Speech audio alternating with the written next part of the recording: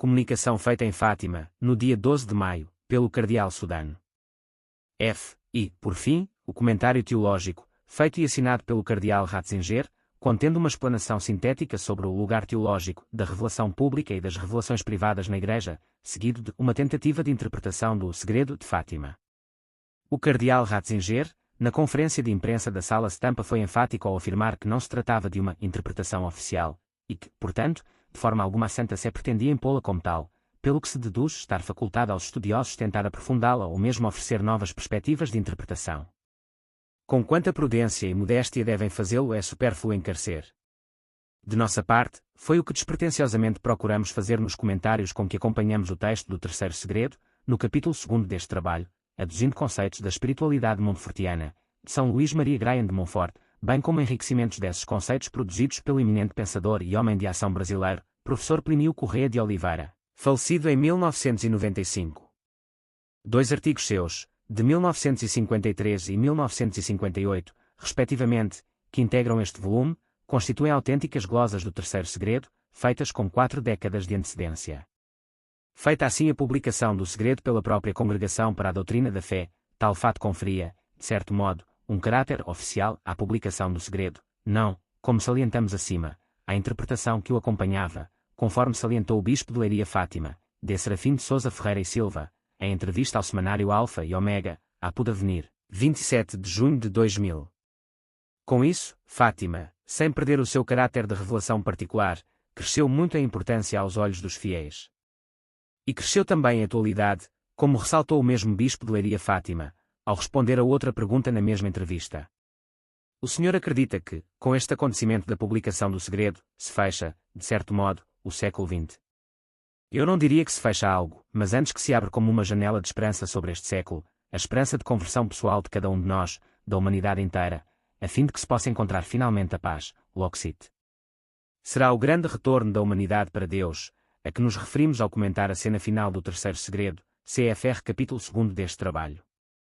Para completar a análise do tema, convém elucidar 2 perguntas que afloraram com frequência após a divulgação da terceira parte do segredo. Por que a Santa Sé reteve durante 40 anos a divulgação do segredo? Primeira pergunta: se o segredo era só isso, por que a Santa Sé demorou tanto tempo para divulgá-lo? Como resposta cabe dizer que quem se refere ao terceiro segredo como sendo só isso, seriam os tais desiludidos, a que aludiu o cardeal Ratzinger, CFR.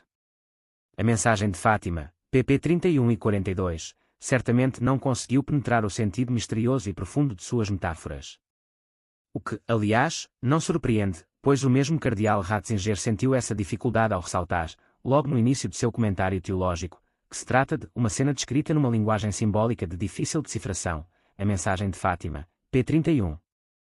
De qualquer modo, alega-se, a morte de um pontífice, bem como a de tantos prelados e gentes de todas as condições sociais, previstas no terceiro segredo, constituía um motivo mais do que suficiente para não manter o mundo assustado sob essa espada de Damocles. Mas este susto não poderia ter sido salutar, fazendo ver à humanidade o perigo que corre, ao distanciar-se cada vez mais de Deus. Este argumento, portanto, não parece decisivo, nem pró, nem contra, a divulgação do terceiro segredo. Haveria alguma razão mais profunda que teria levado a Santa Sé, mais precisamente os sumos pontífices João XXIII e Paulo VI, a optar pela não divulgação? A data de 1960, indicada pela irmã Lúcia para a revelação do segredo, apresenta uma notável proximidade com a convocação do Concílio Vaticano II, 25 de janeiro de 1959, e sua efetiva realização, de 1962 a 1965. Que efeito poderia ter a revelação do segredo sobre os rumos da Magna Assembleia Conciliar? É uma pergunta que parece ter todo o cabimento, tanto mais quanto a mesma irmã Lúcia declarou ao cardeal Ottaviani que, a partir dessa data, o segredo se tornaria mais claro. E o grande evento da década de 60 foi precisamente o Concílio Vaticano II. Ora, analisando o desenrolar dos trabalhos conciliares, vê-se que havia desde o início o desígnio de uma ponderável parcela da Assembleia Conciliar de promover uma abertura da Igreja ao mundo moderno, era então comum a metáfora de uma abertura das janelas da Igreja, a fim de que a atmosfera reinante no interior do templo se difundisse de modo benfazejo pelas ruas do mundo. Como é sabido, esse desígnio se concretizou mais especificamente com a promulgação da Constituição Pastoral sobre a Igreja no mundo de hoje, Gaudium et Spes, 7 de dezembro de 1965. Tal documento foi o fruto da esperança, manifestada pela maioria conciliar, de que o mundo moderno corresponderia gaudiosamente, daí o nome Gaudium et Spes, ao desejo da Igreja de uma cessação do regime de hostilidade, vigente até então entre ambas as partes, e o início de uma colaboração amistosa e profícua entre a Igreja e o mundo secular. Passadas 4 décadas do fim do concílio, nenhum historiador realista deixará de concluir que o mundo não correspondeu a essa expectativa. Pelo contrário, vai-se manifestando cada vez mais adverso a Nosso Senhor Jesus Cristo e a sua Igreja, empenhado decididamente em excluir Deus de qualquer presença na vida pública e resolvido a confinar a Igreja no interior de suas fronteiras. E, mais ainda, a assaltá-la, se possível, dentro de suas próprias muralhas. Assim, em vez de o incenso de agradável odor se difundir através das janelas do templo, o que se viu foi o contrário, isto é, como observou o próprio Pontífice Paulo VI, foi a pestilência do mundo, a fumaça de Satanás, que, por alguma fissura, penetrou no templo de Deus. CFR Sermão de 29 de junho de 1972. Também o Pontífice Bento XVI aborda, com muita subtileza, a mesma problemática. A questão torna-se mais clara se, em lugar do termo genérico mundo de hoje, escolhêssemos um outro mais preciso. O concílio devia determinar de modo novo a relação entre Igreja e Idade Moderna. Quem esperava que com este sim fundamental à Idade Moderna todas as tensões se dissolvessem e a abertura ao mundo assim realizada transformasse tudo em pura harmonia, subestimou as tensões interiores e até as contradições da própria Idade Moderna, subestimou a perigosa fragilidade da natureza humana que, em todos os períodos da história e em toda a configuração histórica, é uma ameaça para o caminho do homem. Estes perigos, com as novas possibilidades e com o novo poder do homem sobre a matéria e sobre si mesmo, não desapareceram, mas assumem, pelo contrário, novas dimensões. Um olhar sobre a história atual demonstra-o claramente. Também em nosso tempo a Igreja continua sendo um sinal de contradição. LC 2, 34. Não podia ser intenção do concílio abolir esta contradição do Evangelho em face dos perigos e dos erros do homem. Discurso à Cúria Romana por ocasião da apresentação dos votos natalícios, 22 de dezembro de 2005. Ora, a terceira parte do segredo de Fátima, qualquer que seja a variante de interpretação que se lhe dê, de forma alguma autorizava o voto de confiança que os padres conciliares quiseram dar ao mundo moderno. Pois, no segredo, a humanidade atual aparece como alvo da ira de Deus, simbolizada pelo fogo que a espada do anjo expedia em sua direção, com o fito de incendiar o mundo, o qual aliás aparece, na sequência da visão, semi-destruído e juncado de cadáveres. A divulgação desse segredo em 1960 teria ido, portanto, na contramão das esperanças manifestadas na aula conciliar. E, dada a grande expectativa que havia então em todo o mundo, em torno da revelação do segredo, poderia ter influenciado uma ponderável parcela da opinião católica, tornando que isso é inviável que se desse guarida a essa esperança frustra. Se as considerações acima são válidas, compreende-se que os pontífices do tempo, bem cientes da expectativa otimista reinante desde o momento em que o concílio foi convocado, julgassem inoportuna a revelação do segredo e a remetessem para um futuro remoto. O que acabou acontecendo no ano 2000, quando João Paulo II julgou, amadurecidos os tempos, para divulgá-lo, CFR a locução de 17 de maio de 2000. Esta é a hipótese que, à vista dos fatos históricos e da realidade atual, se poderia levantar. Haverá outras explicações. A história um dia o dirá. O que, após 1960, tornaria o segredo mais claro. Segunda pergunta, o que é no conteúdo do terceiro segredo que se tornaria mais claro após 1960, conforme declarou a irmã Lúcia, a propósito da data limite a partir da qual o texto poderia ser publicado? A chave que propomos para a interpretação da terceira parte do segredo é a resposta, sim ou não, da humanidade ao apelo de penitência e de conversão que Nossa Senhora fez em Fátima. Ora, é notório que esta resposta, no geral da humanidade, tem sido até aqui negativa, e que o afastamento da sociedade humana das vias da virtude se acentuou muitíssimo na década de 60. Basta mencionar a revolução cultural que a partir de maio de 1968 na Sorbonne se expandiu velozmente pelo mundo, e aqui entram, mais uma vez, os erros da Rússia, que impregnavam inegavelmente esse movimento revolucionário, e, dentro da Igreja, a crise pós-conciliar, a qual traz em seu bojo uma crise da fé, sem a qual ela não existiria. Crise da fé que implica por sua própria natureza numa rejeição de Deus, do conteúdo da revelação e do magistério da Igreja, em grau maior ou menor conforme o caso, mas que atinge porções extensíssimas da cristandade, CFR capítulo 2 deste trabalho, comentários à segunda parte do segredo. Assim, tanto a ordem temporal como a ordem espiritual se encontram num estado de desconcerto, do qual não se sairá sem uma intervenção extraordinária da providência, acompanhada de um regime especial de graças para a humanidade, como o terceiro segredo indica. Todo esse desconcerto, somente sanável com uma intervenção da providência, começou a ficar mais patente, aos olhos do mundo, em meados da década de 60, confirmando a intuição profética da irmã Lúcia.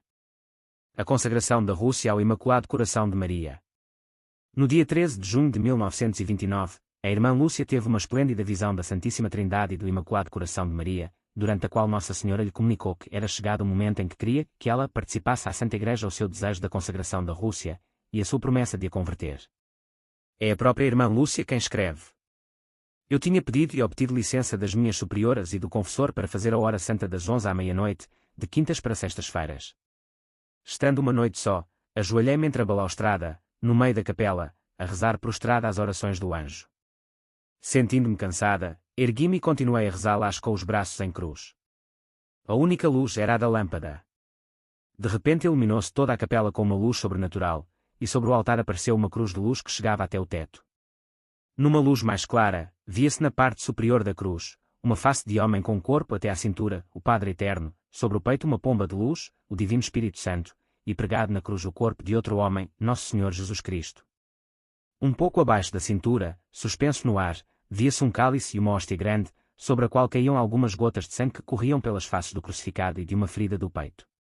Escorregando pela hóstia, essas gotas caíam dentro do cálice.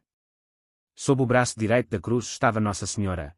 Era Nossa Senhora de Fátima com o seu Imaculado Coração na mão esquerda, sem espada nem rosas, mas com uma coroa de espinhos e chamas. Sob o braço esquerdo, da cruz, umas letras grandes, como se fossem de água cristalina que corresse para cima do altar, formavam estas palavras: Graça e Misericórdia. Compreendi que me era mostrado o mistério da Santíssima Trindade, e recebi luz sobre este mistério que não me é permitido revelar. Depois Nossa Senhora disse-me: É chegado o momento em que Deus pede para o Santo Padre fazer, em união com todos os bispos do mundo, a consagração da Rússia ao meu Imaculado Coração, prometendo salvá-la por este meio. São tantas as almas que a justiça de Deus condena por pecados contra mim cometidos, que venho pedir reparação. Sacrifica-te por esta intenção e ora, CFR Memórias e Cartas da Irmã Lúcia, pp 462 e 464, 17. 17. Apontamentos do P.E. José Bernardo Gonçalves S.J., copiados de um manuscrito da Irmã Lúcia que, segundo parece, não existe mais, CFR Edições Brasileira e Portuguesa das Memórias da Irmã Lúcia, p. 193. Através de seus confessores e do Bispo de Leiria, a vidente fez com que o pedido de Nossa Senhora chegasse, ainda naquele ano, ao conhecimento do Papa Pio XI, o qual prometeu tomá-lo em consideração, CFR. De Marchi, p. 311, Uaus, p. 198. Em carta de 29 de maio de 1930 ao seu confessor P.E. José Bernardo Gonçalves S.J., a irmã Lúcia relata que Nosso Senhor, tendo-lhe feito sentir no fundo do coração a sua divina presença, instou-lhe a pedir ao Santo Padre a aprovação da devoção reparadora dos primeiros sábados. São palavras da vidente. Se me não engano, o bom Deus promete terminar a perseguição na Rússia se o Santo Padre se dignar fazer, e mandar que o façam igualmente os bispos do mundo católico, um solene e público ato de reparação e consagração da Rússia aos Santíssimos Corações de Jesus e Maria, prometendo, sua santidade, mediante o fim desta perseguição, aprovar e recomendar a prática da já indicada devoção reparadora. CFR Memórias e Cartas da Irmã Lúcia, p. 404. Mais tarde, por meio de outra comunicação íntima, Nosso Senhor queixou-se à Irmã Lúcia de que a consagração da Rússia não tinha sido feita. Não quiseram atender ao meu pedido. Como o rei de França, arrepender-se-á, e fala-á, mas será tarde. 18. A Rússia terá já espalhado os seus erros pelo mundo, provocando guerras, perseguições à Igreja. O Santo Padre terá muito que sofrer. CFR Memórias e Cartas da Irmã Lúcia, p. 464. 18. Alusão à promessa de Nosso Senhor a Luís XIV, por intermédio de Santa Margarida Maria Alacoque, de dar-lhe a vida da graça e a glória eterna, bem como a vitória sobre todos os inimigos, se o rei se consagrasse ao Sagrado Coração e o fizesse reinar em seu palácio, pintar em seus estandartes e gravar em suas armas. O pedido que o Senhor assim formulara ainda não fora atendido quando, em 1792, prisioneiro na Torre do Templo, Luís XVI fez o voto de consagrar solenemente ao coração de Jesus sua própria pessoa, sua família e seu reino, se recobrasse a liberdade, a coroa e o poder real. Já era tarde, o rei só saiu da prisão para o patíbulo.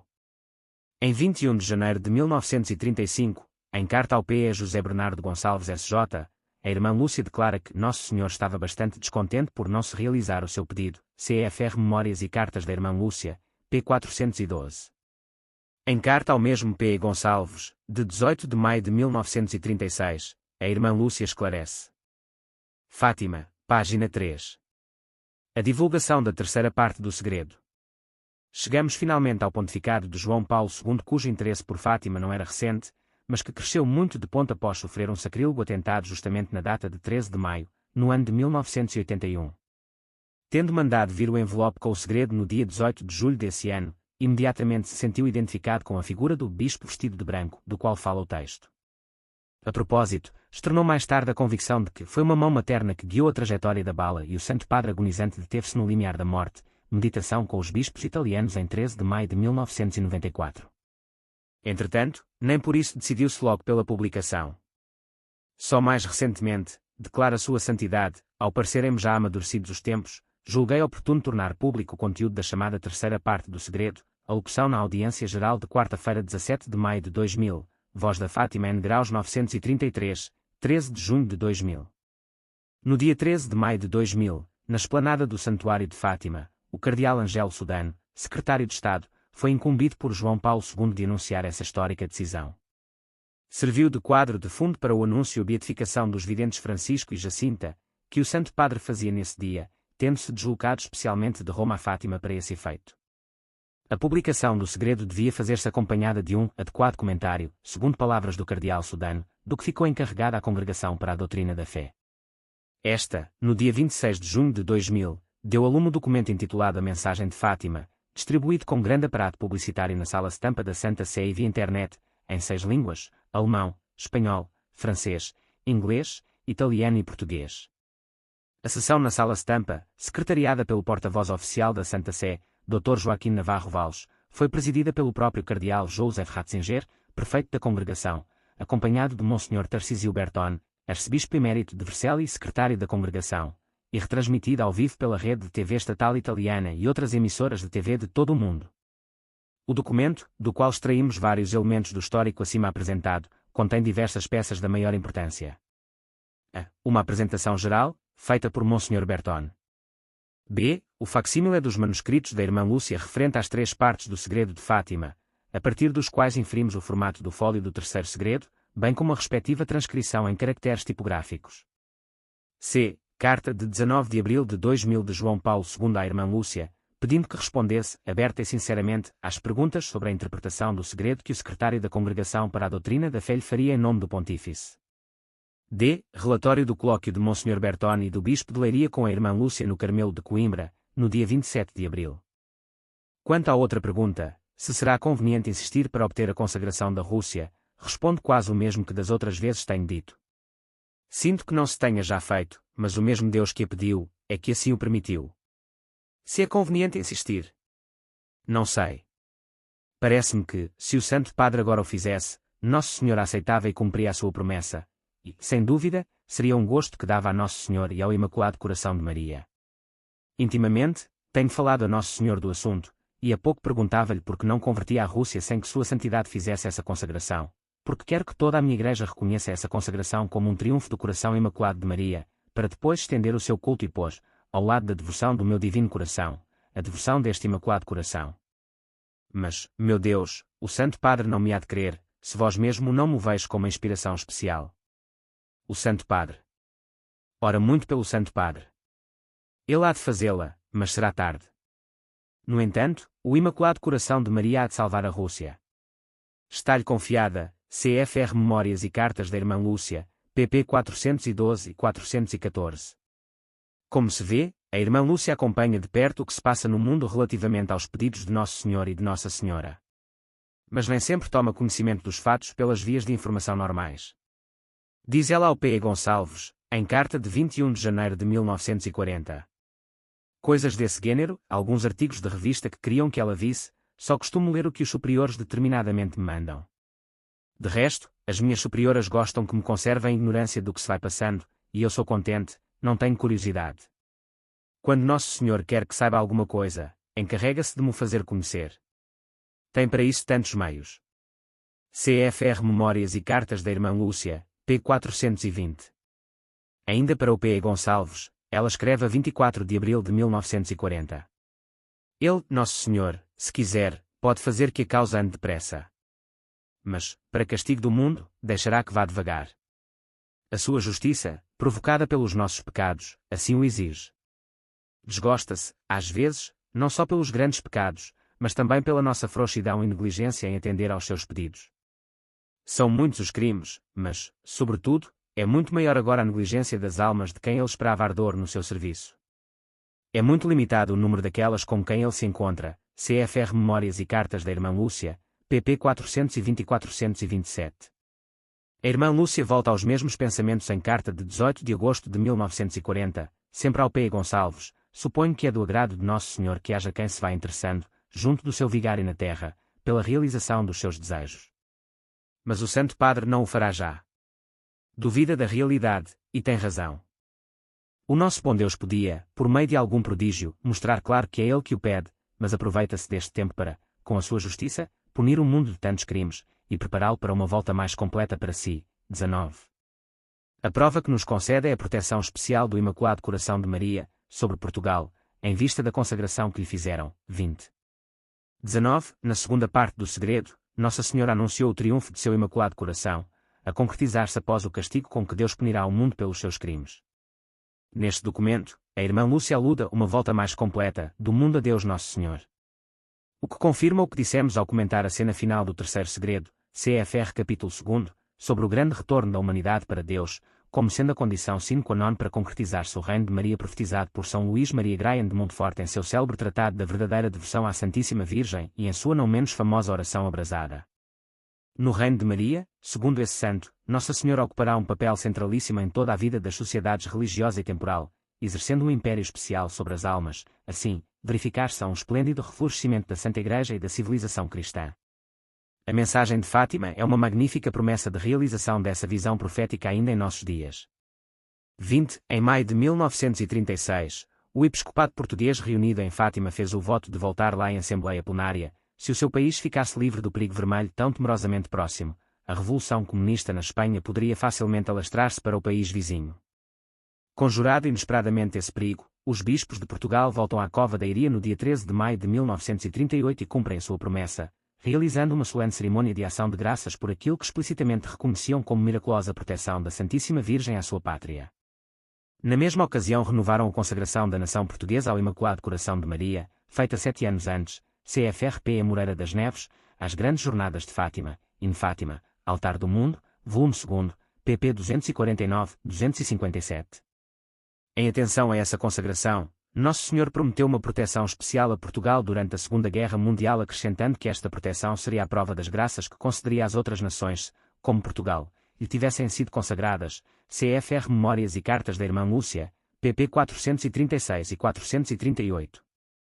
Estas graças concedidas a Portugal nas décadas de 30 e 40 não significavam, entretanto, que o perigo vermelho e o castigo das guerras estivessem definitivamente afastados desse país, como aliás se depreende do que em seguida se lê na carta de 18 de agosto de 1940 ao P. Gonçalves, e em outras que se encontram no livro Memórias e Cartas da Irmã Lúcia, CFR pp 438, 440 e 442, bem como das visões de Jacinta que relatamos no capítulo 3 deste trabalho. Essa gente, de que me fala, tem razão de estar assustada.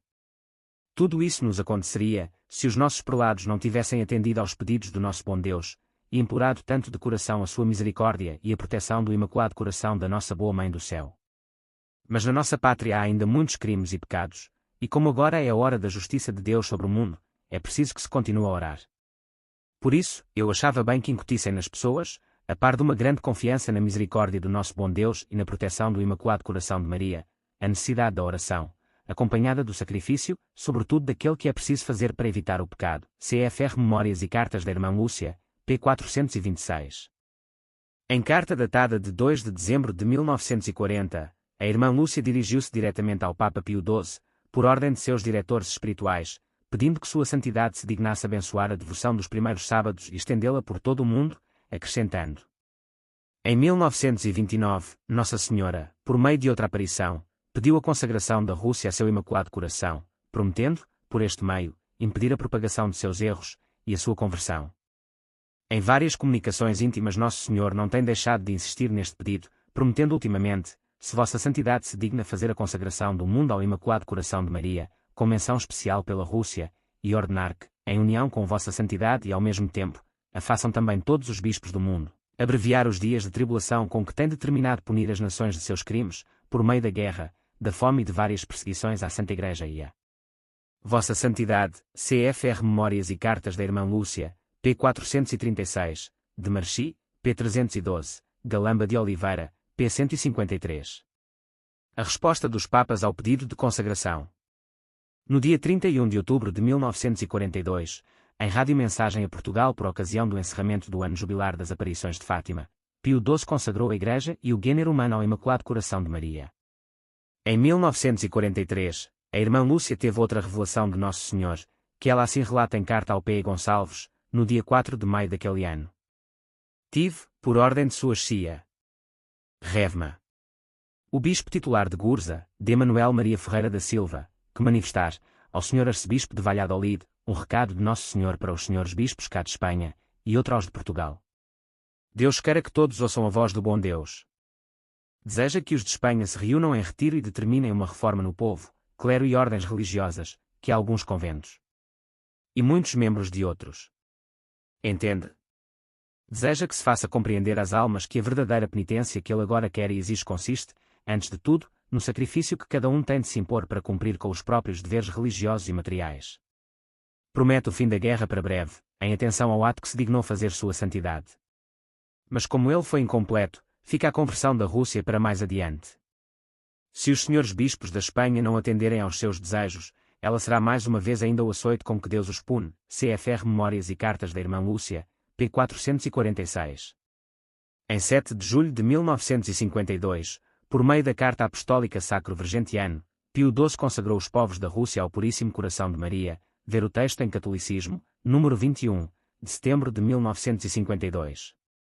Por ocasião do I Concílio Ecuménico do Vaticano, 510 arcebispos e bispos de 78 países subscreveram uma petição na qual rogam ao Vigário de Cristo que consagre ao Imaculado Coração o mundo todo e de modo especial e explícito a Rússia e as demais nações dominadas pelo comunismo, ordenando que, em união com ele e no mesmo dia, o façam todos os bispos do orbe católico.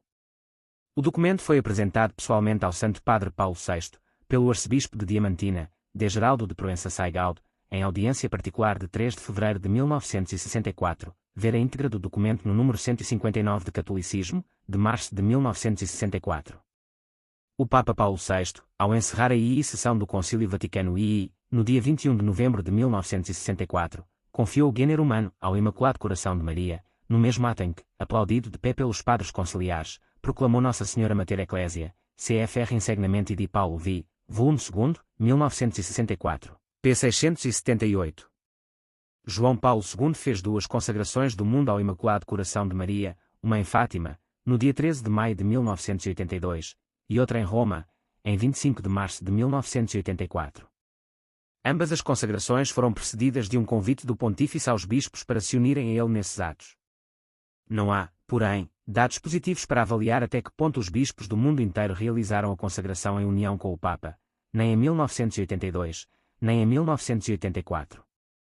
Em nenhuma das duas, também, a Rússia foi mencionada nominalmente. Assim, a Irmã Lúcia sempre sustentou, até meados de 1989, que nenhuma das consagrações mencionadas tinha sido válida, tomada esta palavra no sentido de atendimento dos requisitos manifestados por Nossa Senhora a Vidente. Para citar apenas um documento de maior peso, a entrevista que a Vidente concedeu à revista do Exército Azul da Espanha, Sol de Fátima, em 1985, ela afirma.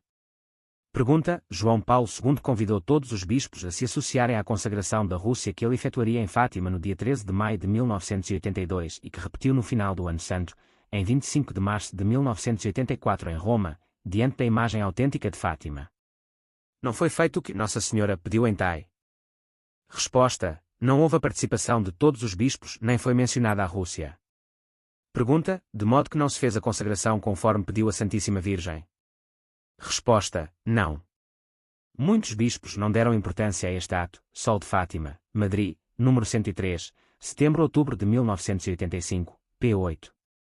A partir de meados de 1989, entretanto, a Irmã Lúcia passou a reconhecer a validade da consagração feita pelo Papa João Paulo II em 25 de março de 1984.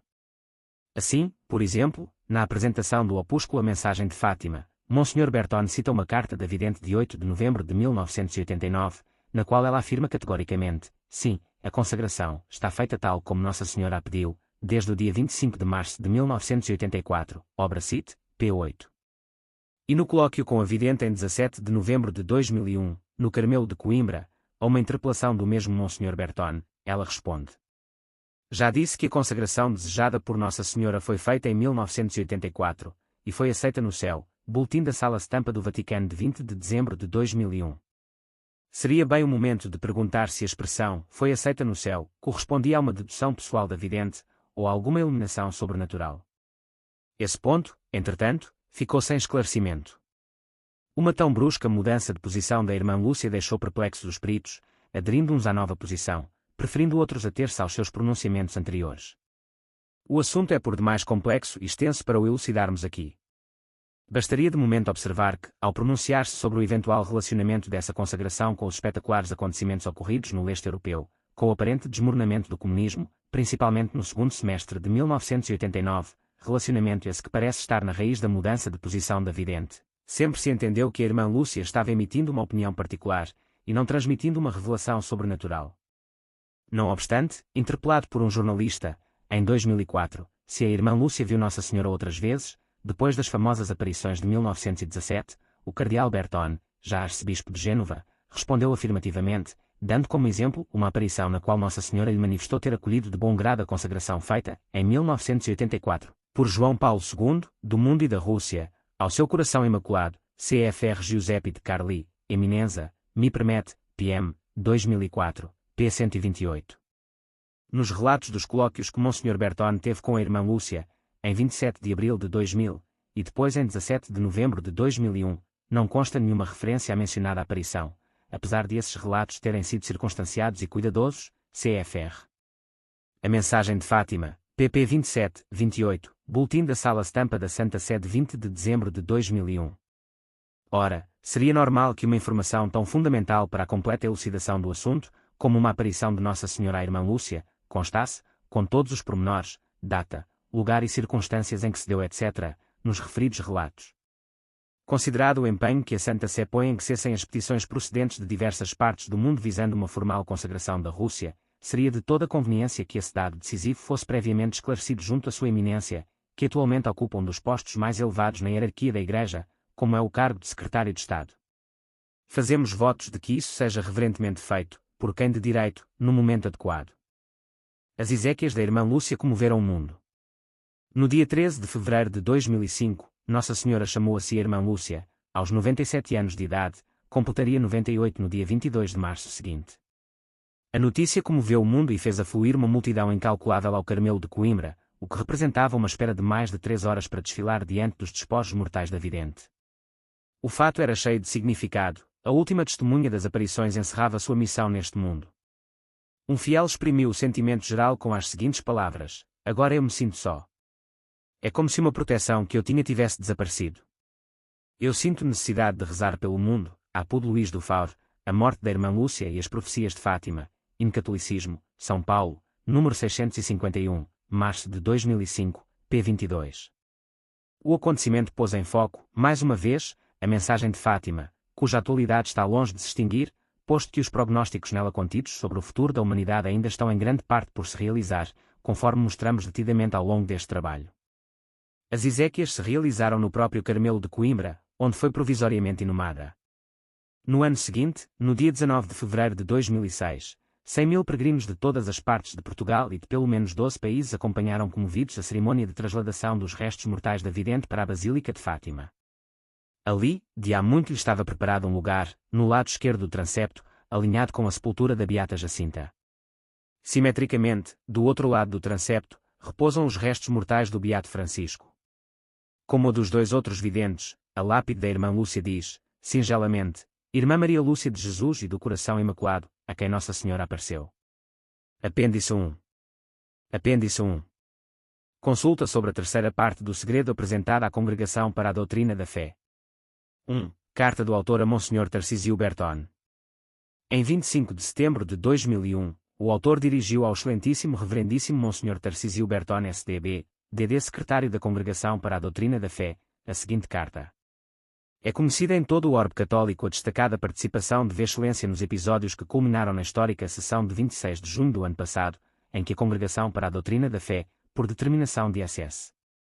João Paulo II, comunicou ao mundo a terceira parte do segredo de Fátima, até então não revelada. V Excelência não só teve participação relevante nessa sessão, como foi incumbido pessoalmente pelo Santo Padre de esclarecer pessoalmente com a irmã Lúcia certos pontos relativos à mensagem de Fátima indispensáveis para que a tão esperada revelação se fizesse com toda a objetividade necessária. Os católicos de todo o mundo são gratos a V Excelência pela seriedade e competência com que V Excelência se desincumbiu dessa delicada missão. Assim pareceu-me justo e proficiente que eu encaminhasse a V Excelência a consulta anexa, como a pessoa certa para obter e fornecer os esclarecimentos aí pedidos. É certamente de conhecimento de V Excelência que algumas pessoas, baseando-se em um ou outro ponto não esclarecido da mensagem de Fátima, levantam certas perguntas, algumas pertinentes, outras não, e com isso o efeito salutar que a revelação do segredo deveria causar acaba sendo prejudicado. Daí a minha esperança de que, esclarecidos esses pontos, alguns deles de natureza quase acadêmica, o burburinho em torno do assunto pudesse cessar. Ou, pelo menos, daria condições para que os estudiosos de Fátima mostrassem ao grande público quanto essas especulações têm de imprecedente. Deposito, pois, com filial respeito e confiança, nas mãos de V Excelência a consulta anexa, cujos considerandos me parece que são suficientemente explicativos do alcance das perguntas feitas. Desde já grato pela atenção que V Excelência dera à presente, subscrevo-me devotadamente. In Jesu et Maria. Antônio Augusto Borelli Machado. 2. Consulta sobre a terceira parte do segredo. A inesperada e auspiciosa revelação da terceira parte do segredo de Fátima no dia 26 de junho de 2000, determinada pelo Santo Padre, que incumbiu a congregação para a doutrina da fé de tomar as providências necessárias, causou explicável exultação em ambientes católicos do mundo inteiro. Era natural que os fatimólogos, e até os simples devotos de Fátima, se debruçassem sobre o texto divulgado e lhe procurassem perscrutar o significado, para um mais profundo entendimento da mensagem de Nossa Senhora e consequentemente um mais fiel e pressuroso cumprimento de suas prescrições e orientações. A literatura sobre Fátima, já vastíssima até então, foi-se enriquecendo assim de novas análises e comentários versando sobre a terceira parte do segredo, ou simplesmente terceiro segredo, como se acostumou a dizer, a começar obviamente pela interpretação que dela ofereceu a Congregação para a Doutrina da Fé. Esta mesma interpretação, por sua vez, tem sido objeto de análises minuciosas, embora, ao que parece, os comentaristas nem sempre distingam bem a interpretação em si, feita pela Congregação Vaticana, do objeto da referida interpretação, que deve ser e permanecer o fim primário da investigação, isto é, o texto da irmã Lúcia que descreve a visão profética em que consiste essencialmente o terceiro segredo. A terceira parte do segredo constitui, pois, a pedra de fecho da mensagem de Fátima, que assim se apresenta como um todo coerente e completo em suas linhas essenciais, oferecida à humanidade de nossos dias como solução cabal para os problemas que nos afligem. É mais do que legítimo, portanto, que os estudiosos da mensagem de Fátima se esforcem por discernir e explicar essa coerência e inteireza.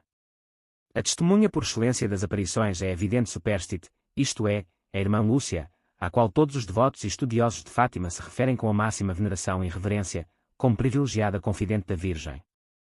Nela, sempre chamou a atenção a fidelíssima memória, sem dúvida enriquecida e protegida com os dons do Espírito Santo, a fim de que ela se tornasse a confiável guardiã da mensagem.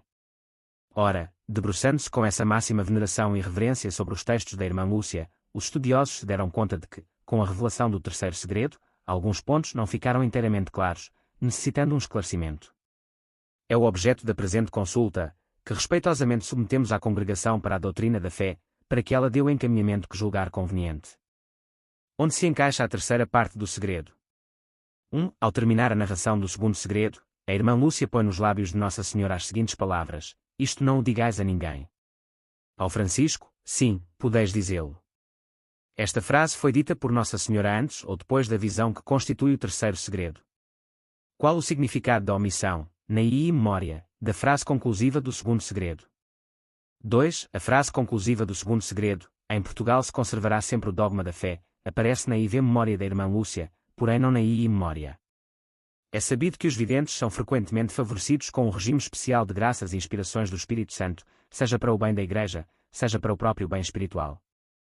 Assim, por exemplo, Nossa Senhora permitiu que Santa Bernadette, já no convento de Nevers, em determinado momento perdesse toda a lembrança das aparições, a ponto de duvidar se as teria tido realmente, e portanto se não enganara o mundo todo com suas declarações. Felizmente foi uma provação passageira, mas que os historiadores de Lourdes registram. Com Santa Catarina Laboré ocorreu também um fenômeno curioso. Seu confessor, ao tomar providências para a cunhagem da medalha que viria a chamar-se Milagrosa, quis saber exatamente o que colocar no verso. E pediu à vidente que fizesse uma nova descrição completa da medalha. A vidente mandou-lhe dizer que no momento só se lembrava do que constava no verso. O fato impressionou muito o confessor, que duvidava da realidade das aparições. Isto posto, podem colocar-se duas questões. A. Com a irmã Lúcia não se teria passado um fenômeno espiritual semelhante, ao omitir na II memória a frase que depois incluiu na IV memória? B. Que significado atribuir a essa omissão? O que a irmã Lúcia quis precisamente significar com o etc., que colocou na IV memória? 3. É bem conhecido que a frase acrescentada na IV memória terminava com um etc., que poderia talvez significar duas coisas. A. Que nesse ponto da narrativa se inseria o terceiro segredo, ou B. Que a frase continuava com uma explanação que se relacionava com o terceiro segredo. Nas duas hipóteses, a irmã Lúcia estava vinculada ao segredo que deveria manter sobre a terceira parte, que não estava então autorizada a divulgar. Qual das duas hipóteses explica o etc., colocado pela irmã Lúcia? Ou haveria uma terceira hipótese que não nos ocorre? Observações sobre o resultado da consulta. 1. Não tendo sido possível obter um esclarecimento cabal da consulta acima em vida da irmã Lúcia, conforme relatamos no local oportuno, CFR capítulo 2, comentários à segunda parte do segredo, a historiografia de Fátima se ressentirá para sempre desta impreensível lacuna. Resta aos estudiosos trabalhar com os documentos divulgados, a fim de apresentar a mensagem de Fátima da forma mais fidedigna possível.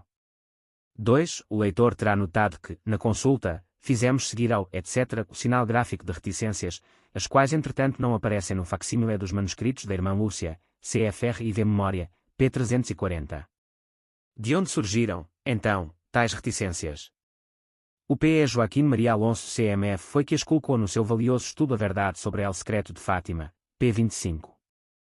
E no artigo de Nuevo El Secreto de Fátima, publicado na revista espanhola Efemerides Mariologicaic, Madrid, volume 32, 1982, fascículo 1, p. 85, adverte explicitamente, atenção, o etc. e as reticências são do próprio manuscrito.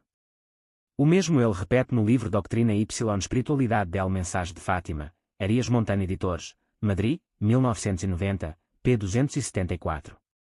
Tratando-se de autoridade incontestável na matéria, pois fora nomeado em 1966, pelo então Bispo de Leiria, D.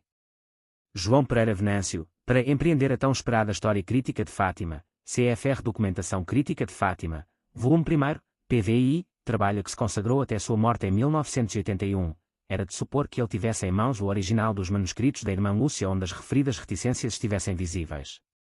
Sei o que não se compreende que ele fizesse uma afirmação tão categórica.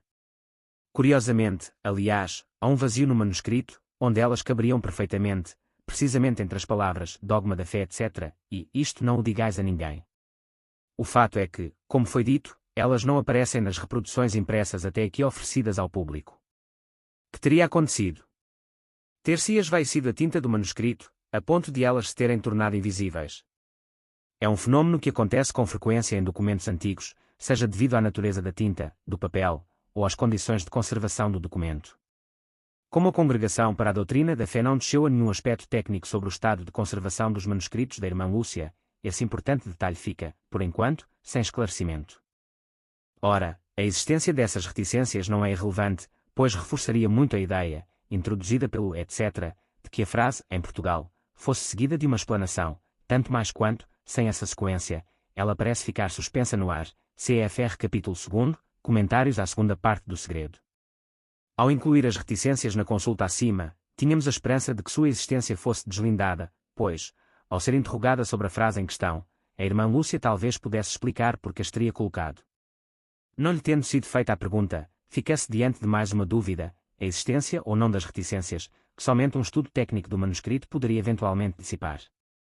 3. Após o falecimento da irmã Lúcia, o Carmelo de Coimbra editou o opúsculo Como Vejo a Mensagem através dos Tempos e dos Acontecimentos, de autoria da irmã Lúcia, edição conjunta do Carmelo de Coimbra e do Secretariado dos Pastorinhos, Coimbra, 2006, 63 pontos percentuais. Trata-se de comentários à mensagem de Fátima que ela foi redigindo, a partir de 1983, por sugestão do provincial carmelita, P. Jeremias Carlos Vecina, na medida que o tempo lhe permitia, e que a vidente deixou inconclusos. Infelizmente não se sabe durante quanto tempo a vidente se consagrou a esse trabalho, e em que ano redigiu seus últimos comentários, os quais chegam apenas até a quarta aparição do ciclo de 1917. No que diz respeito à presente consulta, é digno de menção que, nesse opúsculo, a irmã Lúcia confirma a frase final da segunda parte do segredo, em Portugal se conservará sempre o dogma da fé, porém suprimo, etc., que ela colocara na IV Memória, p. 340. Esta confirmação e subsequente supressão do etc. são significativas a dois títulos. Tendo observado que a frase em questão existia na IV Memória e não na terceira, a Congregação para a Doutrina da Fé optou por reproduzir o facsímile da II Memória, relegando para uma nota de pé de página a frase em Portugal se conservará sempre o dogma da fé, etc., com a observação de que fora acrescentada na IV Memória, CFR. A mensagem de Fátima, pp 13, 14, 16. Relegada para uma nota, a frase podia parecer de menor importância. O fato de a irmã Lúcia retomá-la no opúsculo como Vejo a Mensagem restabelece a sua importância como fecho da segunda parte do segredo e justifica todos os comentários que os fatimólogos deduziram de seu rico conteúdo, CFR capítulo 2 deste trabalho, comentários à segunda parte do segredo. Quanto à supressão do etc., seu significado pode variar conforme tenha sido anterior ou posterior à divulgação da terceira parte do segredo. Se anterior, a irmã Lúcia estaria apenas continuando sua indefectível reserva a tudo que eventualmente se relacionasse com o terceiro segredo. Se posterior, poderia indicar que à frase, em Portugal, não se segue nenhuma explanação que lhe explicitasse o sentido e ou constituísse uma conexão com a terceira parte. Tal conclusão iria no sentido da categórica resposta que ela deu à indagação de Monsenhor Bertone, no importante colóquio de 17 de novembro de 2001, a quem manifesta a dúvida de que tenha sido ocultada alguma coisa do terceiro segredo. A irmã Lúcia responde: tudo foi publicado, não há mais segredo. Boletim da Sala Stampa, 20 de dezembro de 2001. Note-se bem que a irmã Lúcia foi questionada a respeito do terceiro segredo. Se bem que houve de fato quem levantasse a dúvida de estar ele incompleto, uma análise contextual só permitiria fazer uma conjetura do gênero em relação à frase final do segundo segredo, conforme apontamos no tópico 3 de nossa consulta, acima reproduzida. De qualquer modo, pode-se entender que a resposta da irmã Lúcia, tudo foi publicado, não há mais segredo, é abrangente, incluindo também o segundo segredo. Neste caso, pareceria definitivamente afastada a hipótese de o segredo estar incompleto em qualquer uma de suas partes. Qualquer que seja a conclusão que se possa tirar destas considerações, a omissão da frase em Portugal, na II Memória, e a sua inclusão na IV Memória permanecerão para sempre um mistério inexplicável, tal o status questionis em que o falecimento da irmã Lúcia deixa o assunto Fátima. Quem se compenetrou da alta transcendência das matérias já reveladas e publicadas pôde perceber que há nelas preciosas diretrizes para orientar a atuação dos fiéis católicos num mundo secularizado e posto assintosamente de pé contra os preceitos do Evangelho de Nosso Senhor Jesus Cristo e de sua Santa Igreja. Nos embates, por vezes dilacerantes, em que essa atuação implica, nunca devemos desanimar. O coração imaculado de Maria será o nosso refúgio e o caminho que nos conduzirá até Deus. CFR Segunda Aparição. Apêndice 2. Plínio Correia de Oliveira.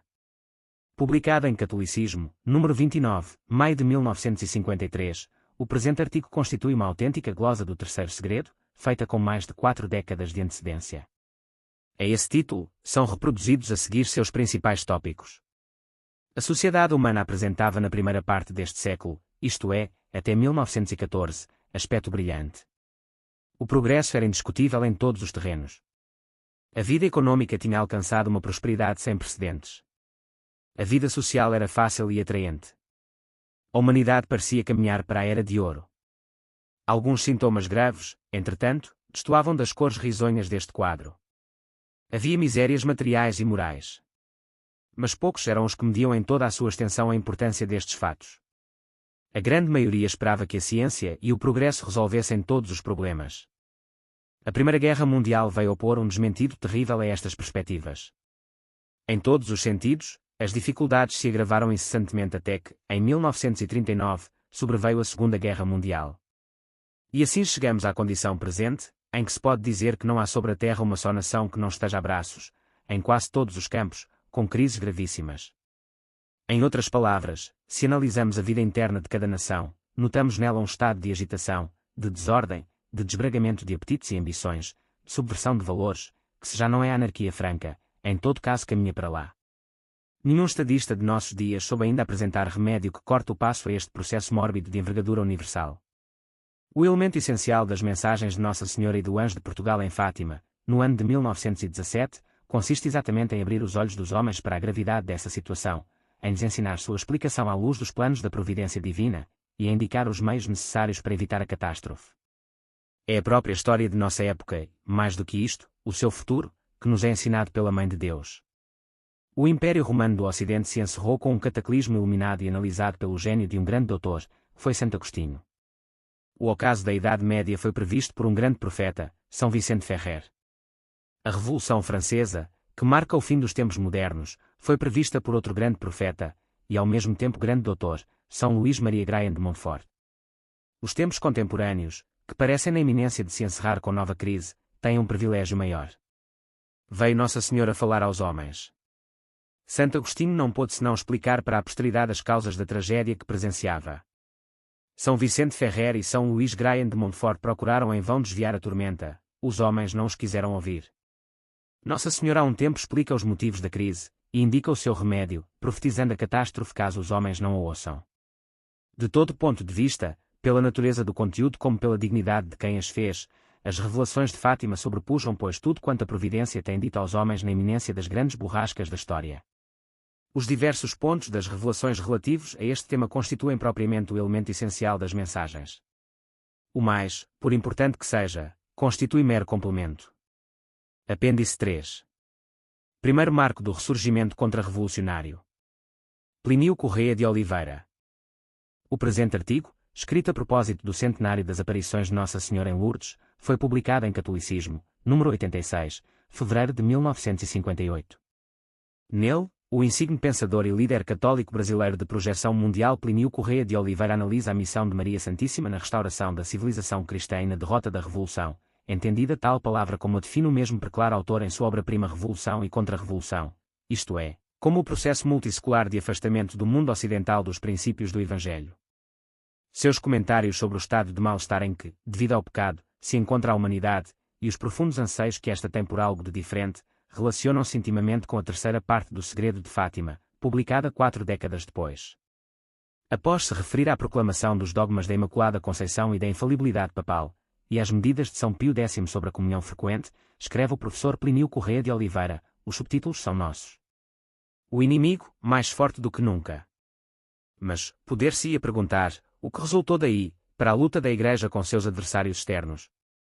Não se diria que o inimigo está mais forte do que nunca, e que nos aproximamos daquela era, sonhada pelos iluministas há tantos séculos, de naturalismo científico cru e integral, dominado pela técnica materialista, da República Universal ferozmente igualitária, de inspiração mais ou menos filantrópica e humanitária, de cujo ambiente sejam varridos todos os resquícios de uma religião sobrenatural.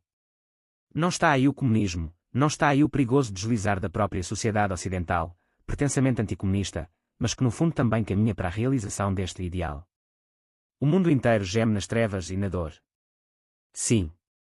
E a proximidade deste perigo é até maior do que geralmente se pensa. Mas ninguém atenta para um fato de importância primordial. É que enquanto o mundo vai sendo modelado para a realização deste sinistro desígnio, um profundo, um imenso, um indescritível mal-estar se vai apoderando dele. É um mal-estar muitas vezes inconsciente, que se apresenta vago e indefinido até mesmo quando é consciente, mas que ninguém ousaria contestar. Dir-se-ia que a humanidade inteira sofre violência, que está sendo posta em uma forma que não convém à sua natureza, e que todas as suas fibras sadias se contorcem e resistem. Há um anseio imenso por outra coisa, que ainda não se sabe qual é.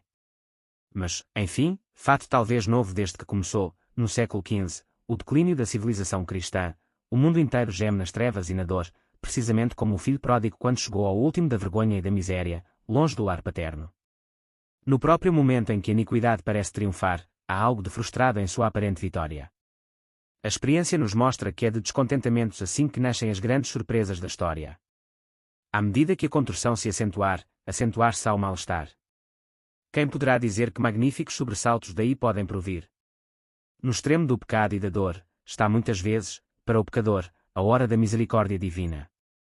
Ora, este sadio e promissor mal-estar é, a meu ver, um fruto da ressurreição da fibra católica com os grandes acontecimentos que acima enumerei. Ressurreição esta que repercutiu favoravelmente sobre o que havia de restos de vida e de sanidade em todas as áreas de cultura do mundo. A grande conversão. Foi por certo um grande momento, na vida do filho pródigo, aquele em que seu espírito embotado pelo vício adquiriu nova lucidez, e sua vontade novo vigor, na meditação da situação miserável em que caíra, e da torpeza de todos os erros que o haviam conduzido para fora da casa paterna. Tocado pela graça, encontrou-se, com mais clareza do que nunca, diante da grande alternativa. Ou arrepender-se e voltar, ou perseverar no erro e aceitar até o mais trágico final as suas consequências. tudo quanto uma educação reta nele implantara de bom, como que renascia maravilhosamente nesse instante providencial. Enquanto, de outro lado, a tirania dos maus hábitos nele se afirmava quiçá mais terrível do que nunca. Deu-se o embate interno. Ele escolheu o bem. E o resto da história, pelo Evangelho o conhecemos. Não nos estaremos aproximando desse momento. O ensinamento de Lourdes. O futuro, só Deus o conhece. A nós, homens, é lícito entretanto conjecturá-lo segundo as regras da verossimilhança. Estamos vivendo uma terrível hora de castigos. Mas esta hora também pode ser uma admirável hora de misericórdia. A condição para isto é que olhemos para Maria, a estrela do mar, que nos guia em meio às tempestades. Durante 100 anos, movida de compaixão para com a humanidade pecadora, Nossa Senhora tem alcançado para nós os mais estupendos milagres. Esta piedade se terá extinguido. Tem enfim as misericórdias de uma mãe, e da melhor das mães. Quem ousaria afirmá-lo? Se alguém duvidasse, Lourdes lhe serviria de admirável lição de confiança. Nossa Senhora há de nos socorrer. Lourdes e Fátima. Há de nos socorrer. Expressão em parte verdadeira, e em parte falsa. Pois na realidade ela já começou a nos socorrer. A definição dos dogmas da Imaculada Conceição e da infalibilidade papal, a renovação da piedade eucarística, tem seu prosseguimento nos fastos mariais dos pontificados subsequentes a São Pio X. Nossa Senhora apareceu em Fátima sob Bento XV. Precisamente no dia em que Pio XII era sagrado bispo, 13 de maio de 1917, deu-se a primeira aparição. Sob Pio XI, a mensagem de Fátima se foi espraiando suave e seguramente por toda a terra. Nessa mesma ocasião, o 75º aniversário das aparições de Lourdes foi festejado pelo Sumo Pontífice com invulgar júbilo, tendo ele delegado o então Cardeal Pacelli para o representar nas festividades. O pontificado de Pio XII se imortalizou pela definição do dogma da Assunção e pela coroação de Nossa Senhora como Rainha do Mundo. Nesse pontificado, o eminentíssimo Cardeal Mazella, tão caro aos brasileiros, coroou em nome do Papa Pio XII a imagem da Santíssima Virgem em Fátima. São outras tantas luzes que, da gruta de Massabielle à cova da Iria, constituem um fio brilhante. O reinado do Imaculado Coração de Maria. E este artigo se detém em Fátima. Nossa Senhora delineou perfeitamente, em suas aparições, a alternativa. Ou nos convertemos, ou um tremendo castigo virá. Mas, no fim, o reinado do Imaculado Coração se estabelecerá no mundo. Em outros termos, de qualquer maneira, com mais ou com menos sofrimentos para os homens, o coração de Maria triunfará. O que quer dizer, afinal, que de acordo com a mensagem de Fátima, os dias do domínio da impiedade estão contados. Plínio Correia de Oliveira. Nasceu em São Paulo, em 1908. Diplomado pela Faculdade de Direito da Universidade de São Paulo, destacou-se desde a juventude como orador, conferencista e jornalista católico. Um dos fundadores da Liga Eleitoral Católica, foi o deputado mais votado do país para a Assembleia Constituinte Federal de 1934. Como professor, exerceu as cátedras de História da Civilização no Colégio Universitário de São Paulo, e de História Moderna e Contemporânea nas Faculdades de São Bento e Sedes Sapientiae da Pontifícia Universidade Católica de São Paulo. Foi presidente da Junta Arquidiocesana da Ação Católica de São Paulo e diretor do Semanário Católico Legionário. Distinguiu-se, desde o início, em 1951, como o principal colaborador do Mensário de Cultura Catolicismo. Entre 1968 e 1990 escreveu assiduamente para a Folha de S. Paulo. Em 1960, fundou a Sociedade Brasileira de Defesa da Tradição, Família e Propriedade, TFP, da qual foi o presidente do Conselho Nacional. Inspiradas em Revolução e Contra-Revolução e em outras obras suas, TFPS e associações congêneres se desenvolveram igualmente em 27 países dos 5 continentes. Devotíssimo de Nossa Senhora, foi sem dúvida um dos maiores difusores da mensagem de Fátima no Brasil, por sua influência, no mundo inteiro. Seu falecimento em 3 de outubro de 1995 representou uma perda irreparável para a Santa Igreja e para a civilização cristã, às quais amou entranhadamente e serviu, com fidelidade exímia, até o último hausto de sua vida. O autor. Antônio Augusto Borelli Machado é membro da Academia Marial com sede no Santuário Nacional de Nossa Senhora Aparecida, padroeira do Brasil. Foi professor de Filosofia Moral na Faculdade de Ciências Econômicas do Liceu Coração de Jesus em São Paulo. Graduado em Engenharia Civil pela Escola Politécnica da Universidade de São Paulo, exerceu a profissão durante 14 anos. Depois passou a dedicar inteiramente o seu tempo à defesa dos princípios básicos da civilização cristã, a tradição, a família e a propriedade, sob o comando do grande líder católico brasileiro de projeção mundial, Plínio Correia de Oliveira, falecido em 1995. É autor de uma das obras mais difundidas em todo o mundo sobre as aparições de Fátima, com 243 edições em 30 países e em 20 línguas, alcançando a tiragem global de 4,8 milhões de exemplares. É igualmente autor de um livro sobre as origens, o significado e a eficácia do rosário, contendo ademais um método para rezá-lo com fruto, bem como uma sinopse de textos dos 4 evangelhos apropriados para a meditação dos mistérios. Obras citadas, atenção, não por bibliografia, são apenas as obras citadas no trabalho.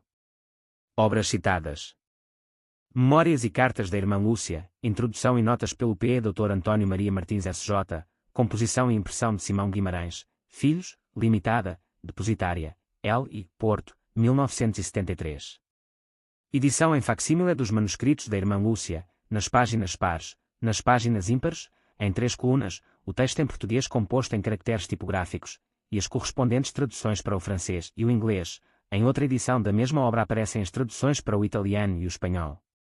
Do texto em português foram feitas 2 outras edições, uma no Brasil, O Segredo de Fátima nas Memórias e Cartas da Irmã Lúcia, edições Loyola, São Paulo, 1974, e em Portugal, O Segredo de Fátima e o Futuro de Portugal nos Escritos da Irmã Lúcia, propriedade de L. Porto, 1974. Salvo indicação em contrário, nossas referências dizem respeito à edição facsimilar.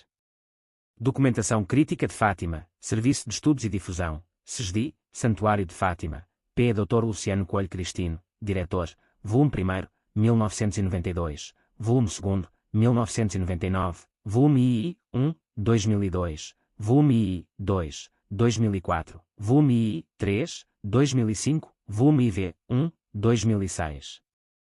A Mensagem de Fátima, Congregação para a Doutrina da Fé, Livraria Editrice Vaticana, Cidade do Vaticano, 2000. Contém todas as peças relativas à divulgação ao segredo de Fátima. Edições em alemão, espanhol, francês, inglês, italiano e português. Irmã Maria Lúcia de Jesus e do Coração Imaculado, como vejo a mensagem através dos tempos e dos acontecimentos, Carmelo de Coimbra, Secretariado dos Pastorinhos, Coimbra, 2006. P. Joaquim Maria Alonso CMF, 1, La Verdade sobre El Secreto de Fátima, Fátima Sin Mitos, Cor Mariae Centrum, Madrid, 1976, 2, De Nuevo El Secreto de Fátima, In Efemerides Mariologicaic, Madrid, volume 32, 1982, fascículo 1, 3, Doutrina Y Espiritualidade del Mensagem de Fátima, Arias Montano Editores, Madrid, 1990. P. Luís Gonzaga Aires da Fonseca S.J., Nossa Senhora da Fátima, Editora Vozes, Petrópolis, 5ª edição, 1954. Plínio Corrêa de Oliveira, Revolução e Contra-Revolução, Art Press, São Paulo, 4ª edição, 1998, 1ª edição, 1950. Giuseppe de Carli, Eminenza, Me Permette, PM, 2004. P. João Mil. De Marchi e MC, 1, Era uma Senhora Mais Brilhante que o Sol, Seminário das Missões na Senhora da Fátima, Cova da Iria, 3ª edição, 2, tradução em inglês sob o título de Cruzado ao Fátima, de Lady More Brilliant Than Sun, adaptada pelos pp. Asdrubal Castelo Branco e Philip C. M. Kelly CSC, PJ, Kennedy e Sons, New York, 3RD Printing, 1948. Salvo indicação em contrário, nossas referências dizem respeito à edição em português. P. António de Almeida Fazenda SJ, Meditações dos Primeiros Sábados, Mensageiro do Coração de Jesus, Braga, 2ª edição, 1953. P. José Geraldes Freire, O Segredo de Fátima, a 3ª parte é sobre Portugal, Santuário de Fátima, 1977. Conego José Galamba de Oliveira, História das Aparições, In Fátima, Altar do Mundo, Ocidental Editora, Porto, 1954, volume 2, pp 21, 160. P. Fernando Leite SJ, Francisco de Fátima, Editorial AO, Braga, 4ª ed., 1986. P. Luís Gonzaga Mariz SJ, Fátima, Onde o Céu Tocou a Terra, Editora Mensageiro da Fé Limitada, Salvador, 2ª ed., 1954. P. António Maria Martins SJ, Novos Documentos de Fátima, Edições Loyola, São Paulo, 1984. Conego Dr. Sebastião Martins dos Reis, 1, O Milagre do Sol e o Segredo de Fátima, Edições Salesianas, Porto, 1966, 2, Síntese Crítica de Fátima, Incidências e Repercussões, edição do autor, Évora, 1967, 3, A Vidente de Fátima dialoga e responde pelas aparições, Tip. Editorial Franciscana, Braga, 1970. P. Moreira das Neves, As Grandes Jornadas de Fátima, In Fátima, Altar do Mundo, Ocidental Editora, Porto, 1954, volume 2, pp 205-303. Frère Michel de la Sainte Trinité, Toute la Vérité sur Fatima, La Contre-Réforme Catholique, Saint-Parche Levaudos, Tomo I, 1983, Tomo I, 1984, Tomo I, 1985. William Thomas Walsh, Our Lady of Fatima, de Macmillan Company, New York, 4TH Printing, 1947, 2, tradução em português, sob o título de Nossa Senhora de Fátima, Edições Melhoramentos, São Paulo, segunda edição, 1949. Salvo indicação em contrário, nossas referências dizem respeito à edição em português. Fim.